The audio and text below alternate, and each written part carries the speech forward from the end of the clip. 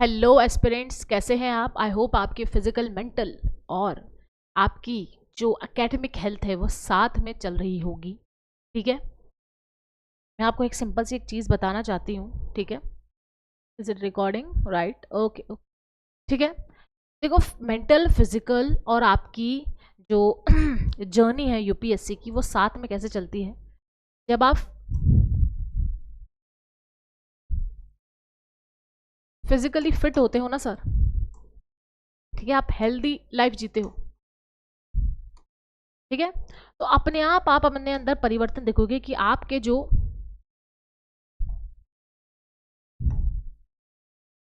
Mental health है वो भी बूस्ट हो रही है। ठीक है, अगर आप फिजिकली फिट लाइफ जी रहे हो, एक्सरसाइज कर रहे हो रेगुलर, ठीक है, थोड़े दिन आप वॉक भी कर रहे हो ना, आधा घंटा भी, तो आपका फिजिकल फिटनेस हो जाती है। और अगर आप थोड़ा हेल्दी फूड भी खाओ, ठीक है, तो उससे क्या हो रहा है, आपकी हेल्थ यहाँ पे मेंटेन हो रही है, मेंटल हेल्थ स्टिमुलेट हो रही है, इंक्रीज हो रही है। तो आप देखो, आपके पास दो हुक्म के इक्के आ गए, एक तो फिजिकल हेल्थ और एक मेंटल हेल्थ। तो ये हुक्म के इक्के से आप क्या कर रहे हो, अपनी एकेडमिक जो हेल्थ है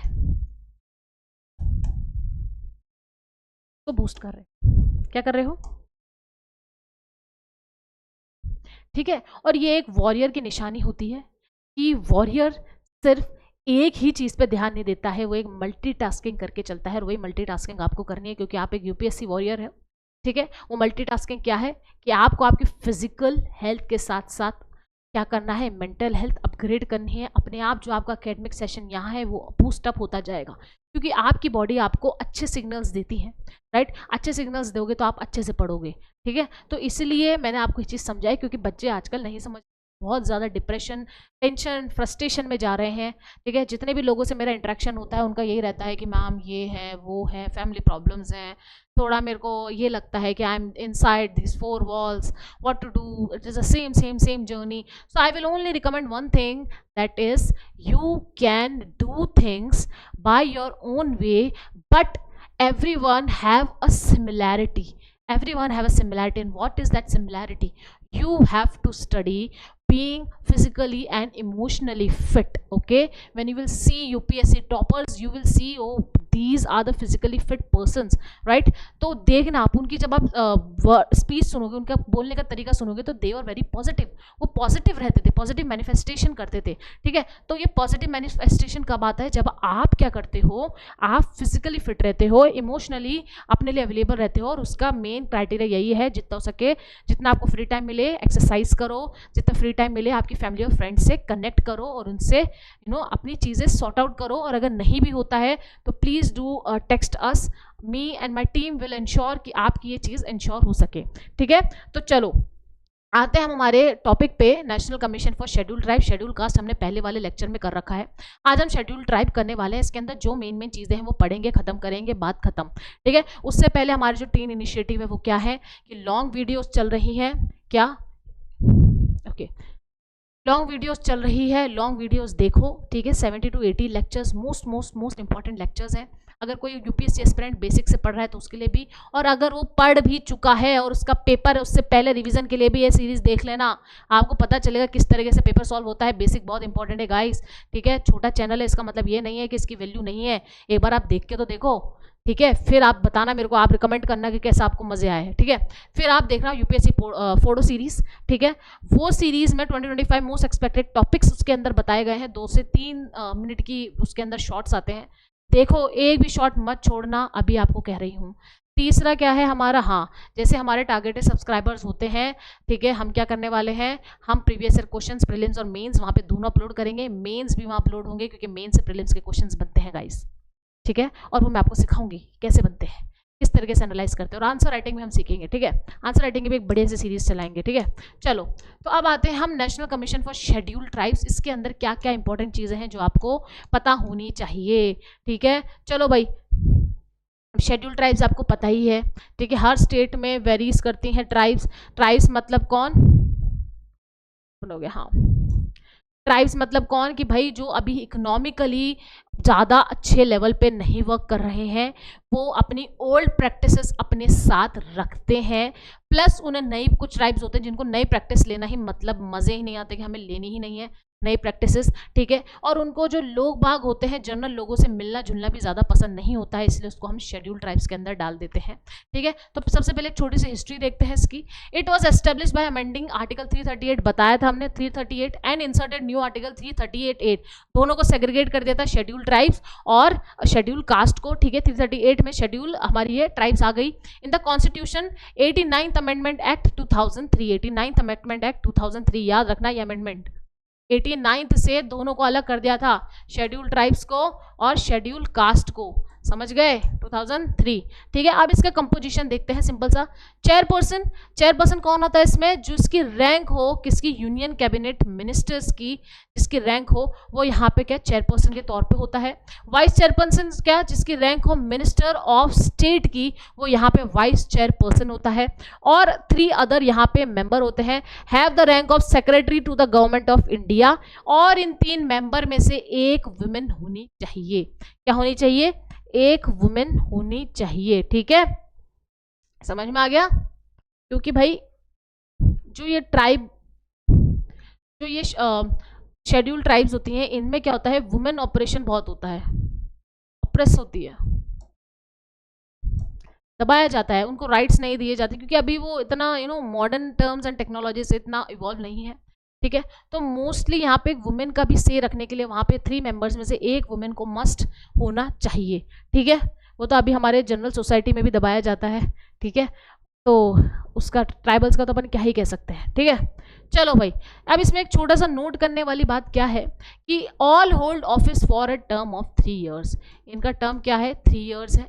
members are not eligible for appointment for more than 2 terms, ठीक है। 2 terms मतलब 3 + 3, मतलब एक कोई भी मेंबर है वो 6 साल के ऊपर यहाँ पे वर्क नहीं कर सकता, ठीक है। 2 terms मतलब एक टर्म कितने का हो गया, 3 years का, ठीक है। अपॉइंटमेंट बाय प्रेसिडेंट, और यहाँ पे अपॉइंटमेंट कौन करता है, इनकी प्रेसिडेंट अपॉइंट करता है कंपोजिशन को, समझ में आ गया। चलो देखो कितने डिफरेंट होते हैं ट्राइबल पीपल, इनका जो पहनावा, इनका सुंदर दिखने का तरीका, मतलब दे हैव क्राइटेरिया कि अगर एक लड़की के इतने नाक में इतने छेद होंगे तो वो ब्यूटीफुल होगी, एक लड़की ये नेक्स पे पहनते हैं तो ये एक इनकी निशानी होती है अलग अलग ट्राइब्स की, तो दैट्स वाई इनको एक अलग से कमीशन देना इंपॉर्टेंट था, क्योंकि हम इसको जनरल पब्लिक में जनरलाइज नहीं कर सकते थे, ठीक है। चलो अब इनके पावर्स एंड फंक्शंस देखते हैं जो मोस्टली यूपीएससी पूछता है। It has all the powers of a civil court, ठीक है, सिविल कोर्ट की पावर है, मतलब हियरिंग्स वगैरह देखते हैं, इश्यूज वगैरह ये सॉल्व करते हैं, डिस्प्यूट्स वगैरह, ठीक है। It can summon and enforce the attendance of any person, discovery of documents, receiving evidence, requisitioning any public record, examination of witness etcetera. अब देखो ये वर्ड सुनने में तो अभी भी आपको बहुत ईजी लग रहा होगा, जब ये क्वेश्चन में आ जाता है ना फिर आप सोचते हो यार ये भी फंक्शन थे क्या, यार इतने फंक्शन तो नहीं होंगे, ठीक है। तो इसलिए कहती हूँ, इसलिए वर्ड यहाँ पे लिखे हैं, मजे के लिए नहीं लिखे हैं। अटेंडेंस ऑफ एनी पर्सन, ठीक है, किसी भी पर्सन की अटेंडेंस है तो वो इनका पावर एंड फंक्शन है, वो करवा सकते हैं किसी भी पर्सन को वहां पे अटेंड, ठीक है, कमीशन में कि भाई आओ, ठीक है। डिस्कवरी ऑफ डॉक्यूमेंट्स, भाई डॉक्यूमेंट्स यहाँ पे डिस्कवर करवा सकते हैं national commission for schedule tribes, ठीक है। रिसीव एविडेंस, एविडेंस भी वो यहाँ पे रिसीव कर सकते हैं, देखो यहाँ पे एकदम कोर्ट की तरह पावर है ना, रिसीव हो रहा है एविडेंस, ठीक है। Requisition of any public record, कोई भी पब्लिक रिकॉर्ड है इसको रिक्वेशन करने के लिए भी ये पावर होल्ड करते हैं। और एग्जामिन भी कर सकते हैं विटनेस को बुला के, ठीक है, विटनेस बॉक्स में उसको एग्जामिन भी कर सकते हैं, ये सब पावर होल्ड करते हैं एज अ सिविल कोर्ट, समझ में आ गया। कोई भी कंप्लेन आई यहाँ पे सिविल कोर्ट की तरह वहां पे हैंडल होगा मामला।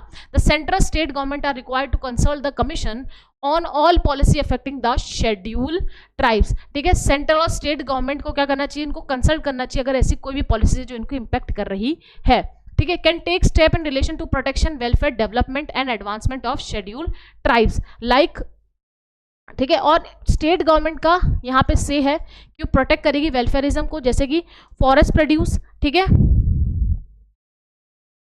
ठीक है। Safe guard of mineral water resource, अब देखो जहाँ पे ट्राइबल एरियाज होते हैं ना वो ज़्यादातर मिनरल एरियाज होते हैं, रिसोर्सफुल एरियाज होते हैं, तो उनको वहाँ पे प्रोटेक्ट करना इंपॉर्टेंट है, तो ये सेफ गार्ड यहाँ पे बहुत ज़रूरी है। रिलीफ, रिहेबिलिटेट करना भी इनके लिए इंपॉर्टेंट है, ठीक है। पैसा एक्ट, पंचायत एक्सटेंशन, देखो पंचायत एक्सटेंशन मैंने पहले वाले लेक्चर में एकदम डीपली समझाया हुआ है, एकदम डीपली, ठीक है। पंचायत एक्सटेंशन कहाँ कहाँ लगता है, कहाँ कहाँ नहीं लगता है, क्या क्या फंक्शन होता है, तो जिसने पहले के लेक्चर्स देखे हैं ना तो उसको पता है कि पैसा क्या है, ठीक है।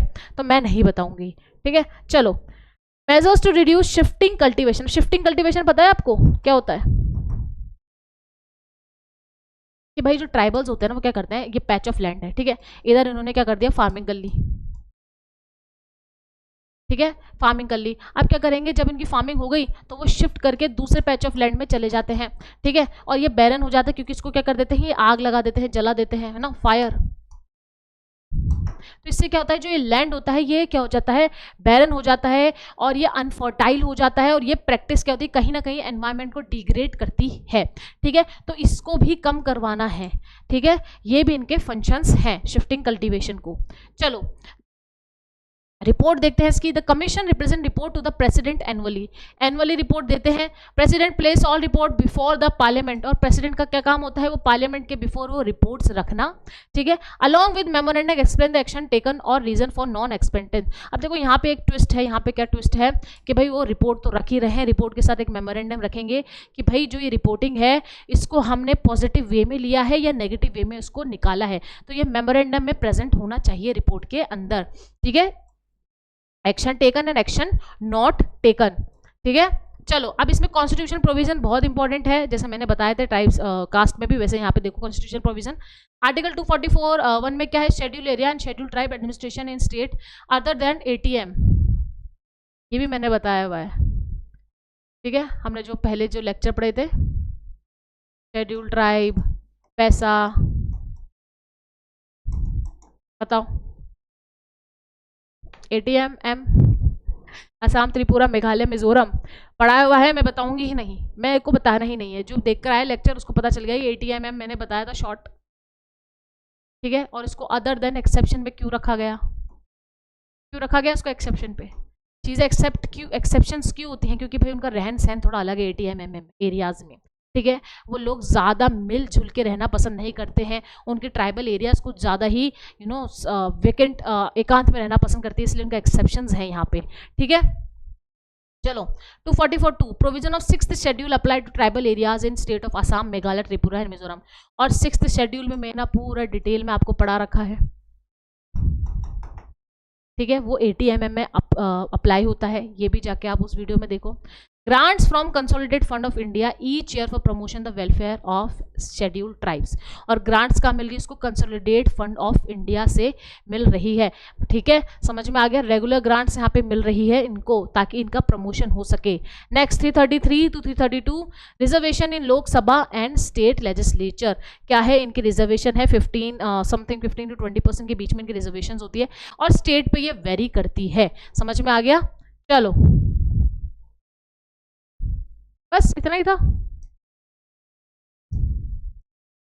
ठीक है, तो इतना ही था हमारा शेड्यूल ट्राइब्स में। हमने इसका मेंबर्स देख लिए, नोट कर लिया, कंपोजिशन देख लिया, ठीक है। चलो बस शॉर्ट लेक्चर था आज का। चलो फटाफट से क्वेश्चन करते हैं, नक्की करते हैं। Which of the following are correct about what, about national commission for scheduled tribes, ठीक है। चलो, it is a constitutional body which came into existence in 2004, okay. Its function is to inquire into specific complaints with respect to the deprivation of rights। हाँ भाई, ये complaints देखती है, हमने देखा था सिविल कोर्ट, ये भी हमने देखा था, ठीक है, ये भी ठीक है। It works to improve the literacy rate of the tribal community। हाँ भाई, ये भी इसके एक फंक्शंस है, मैंने कहा था मल्टी फंक्शंस है। ट्राइबल्स को कुछ भी अच्छा होगा या बुरा होगा उसका सबका फंक्शन ये देखेगा, बस ये दिमाग में फीड कर लो। Its function is to facilitate women empowerment. हाँ, यहाँ पे बोला था 3 मेंबर में से 1 मेंबर वुमेन की होनी चाहिए, तो मतलब आंसर है इसका 4th, ठीक है। आंसर क्या है इसका 4th, all of the above. तो भाई इस तरीके से हमारे लेक्चर हो गए हैं कंप्लीट, ठीक है। आई होप कि आप, ऑब्वियसली होप कि आई नो कि आपकी यहाँ पे नॉलेज बढ़ रही है विद हमारी self page series very short and crisp, जो आपको सिर्फ इन्फॉर्मेशन UPSC लेवल की देती है और कोई कचरा इसके अंदर नहीं है, ठीक है। So I will meet you in the next lecture. Thank you so much.